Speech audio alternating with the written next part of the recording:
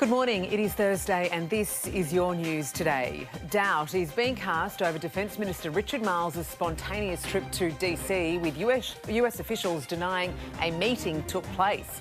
Plus, watch the incredible moment a Victorian man is rescued after being stuck in thick mud. And why child safety experts are sounding the alarm over a plan to use Uber to transport kids to school. But we'll begin with that heartbreak in Victoria's high country, where two police officers have now been formally identified as the victims of a deadly ambush. Our team is standing by with today's developments, with Christina Hearn leading us off in Paulpunker. Chris, good morning to you. The search for this gunman is now entering its third day. Carl, unfortunately, there has been not one sighting of Desi Freeman since he allegedly shot two police officers dead and then fled into the bushland here in the high country. This comes as we're learning more information about the fallen officers. 59-year-old Detective Leading Senior Constable Neil Thompson was only 2 weeks away from retirement. He was looking forward to a holiday in South America. 35-year-old Senior Constable Vadim Devart, originally from Belgium, had made a home for himself in Melbourne and had recently bought his first house with his partner. His family overseas receiving the devastating news. Carl. Chris, thank you. Penelope Liesch is in Wangaratta Police Station today. Penny, good morning to your community in mourning. Absolutely, Carl. We've seen over the last 24 hours tributes really building here at Wangaratta Police Station. This is where Neil Thompson spent the last 18 years of his career as a detective, and where he was hoping to start his new life in retirement in just a few days. It's also where Vadim was on a temporary assignment from Melbourne. He'd been here for only a week. We've seen landmarks around Melbourne as well, lighting up blue to mark the lives of these fallen officers. And as their bodies arrived back from the high country, we also saw a guard of honour, police lining the street in Melbourne, Special Operations Group officers there too, to pay tribute to their fallen mates. Penny, thank you. At least 2 people have died and 13 injured after Typhoon Kajiki triggered a landslide in a local village in northern Thailand. 5 people are missing as parts of the mountainous village remain buried under mud and debris. 7 people have been killed in Vietnam, where the typhoon has caused severe flooding. Well, in breaking news this morning, the FBI is now investigating a deadly shooting at a school church in Minneapolis as an act of domestic terrorism. Let's go live to US correspondent Reid Butler now. Reid, good morning to you. We've just had an update. The FBI, Sarah, say this is domestic terrorism because they're considering it a hate crime against Catholics. This gunman opened fire, shattering through the stained glass windows of a school church in Minneapolis. Inside were children. It was the first mass of the new school year here in the United States. They had to hide under pews. Many survived, but 2 were killed, an 8-year-old and a 10-year-old. 14 others were injured, including a 6-year-old, and 3 adults were also hurt, all aged in their 80s. They couldn't escape because this gunman had barricaded the outside doors of this church. He later turned that gun on himself. We've just had an update from the Minnesota Governor, Tim Walz. Here he is now. First days of school of beautiful children going to learn those values, share with their teachers and their classmates. Instead of that joy and that curiosity and that learning, they were met with evil and horror and death. At the centre of this police investigation now is this disturbing video that is believed to have been uploaded by the gunman, identified as 23-year-old Robin Westman. In the video, you can see ammunition and weapons, and it appears that he is looking forward to the horror that he is about to carry out. The investigation continuing today. Sarah. Terrifying stuff, Reid. Thank you. Well, how's this for an extraordinary rescue? A man stuck in thick mud on a rural property in Victoria's southeast. The 49-year-old became trapped after trying to rescue his cow yesterday afternoon in Tonnenbach. He was winched to safety by the police air wing and taken to hospital for checks. This now is the confronting vision of a mid-flight attack, with a female passenger assaulting 2 cabin crew members on a flight in Russia.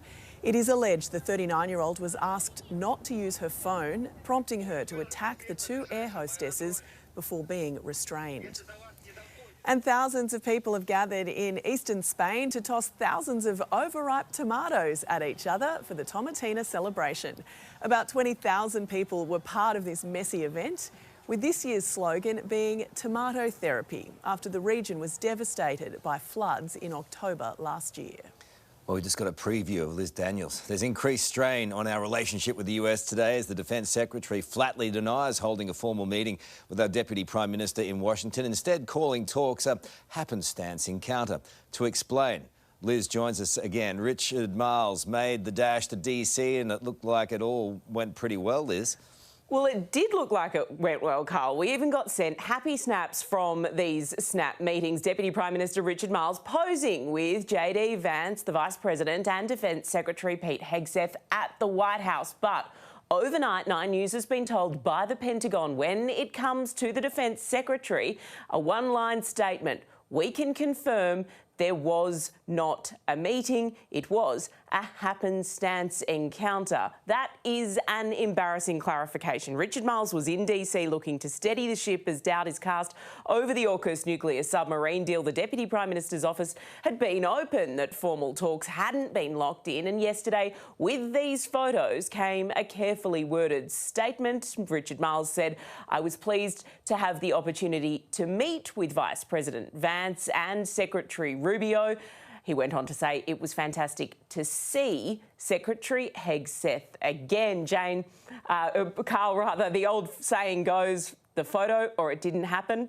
Richard Marles got the photo. The US still says it didn't happen. Digging holes and all that. Liz, thank you. Well, former West Coast Eagle footballer Mitch Brown has become the first AFL player to come out as bisexual in the league's 129-year history. The 36-year-old's announcement is being widely applauded across the football world, with the Eagles and AFL boss Andrew Dillon among those showing support. I played in the AFL for 10 years for the West Coast Eagles, and I'm a bisexual man. It is such a privilege, the fact that I can sit here and say I'm comfortable and strong in talking about my sexuality. Yeah, it was a wonderful interview. Well, Uber is taking its teen ride service nationwide, but experts are warning that it could put young passengers in danger. Live now to Today Queensland reporter Andrea Crothers. Andrea, how will this work? Jane, this is meant to be the lifeline to save busy families. Teens as young as 13 able to jump in an Uber without mum or dad. It's already operating in a number of states across the country, and Uber says that has been without incidents.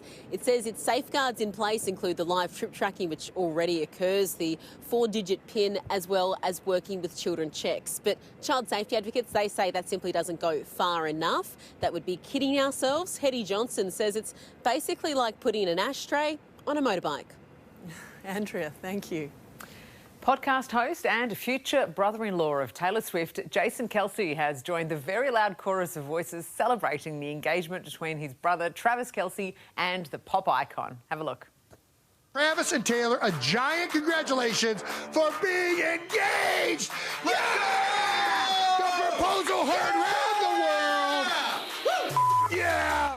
It's like they're watching a sporting event. Jason and Travis recently hosted Tay-Tay on their New Heights podcast, breaking YouTube viewing records. That doesn't surprise anyone, I don't think. Just waiting for the wedding pics, Sarah.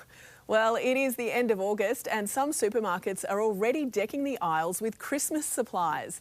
Shoppers at Coles in Gladesville in Sydney were surprised to see Christmas puddings and pies have hit the shelves months before the holiday season. For some, it is a festive delight. For others, a reminder that the countdown to December is closer than we think. And how far would you go for your partner? This loving Canadian husband spent an hour searching the local dump after his wife accidentally dropped her wedding rings in the compost. Steve and Janine only realised they were gone after the garbage had been collected. After 26 years of marriage, Steve knew his mission, so he held his nose and thankfully came up with the rings. Lucky couple. Well, 15 years of waiting ended in one brutal and brilliant night. Gold Coast didn't just book their first finals appearance, they announced themselves as a genuine flag threat.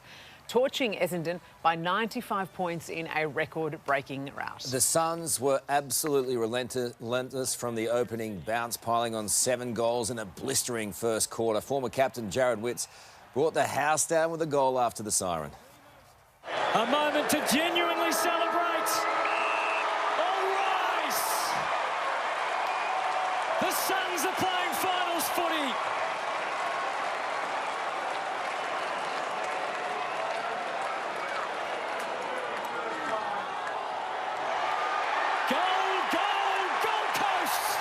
Oh, yeah, get on board, says. And just like that, the AFL Finals fixture is now set. The Suns are locked in 7th spot and will head to Perth next Saturday to face Fremantle in a do-or-die elimination final. Earlier that day, it's the Giants taking on Hawthorn at NG Stadium in Sydney Olympic Park. The AFL had already confirmed the qualifying finals earlier in the week. Now it's game on for September. It sure is, Carlos, and we're nervous. Let's take a look now, though, at the weather right across the country. There is still a lot of wet and rain in southern parts. A beautiful sunny day on the way for northern parts, though, of the nation. But across the south, the cold front and low continues to spread. Showers bringing some rain to Canberra, Melbourne, Hobart and Adelaide.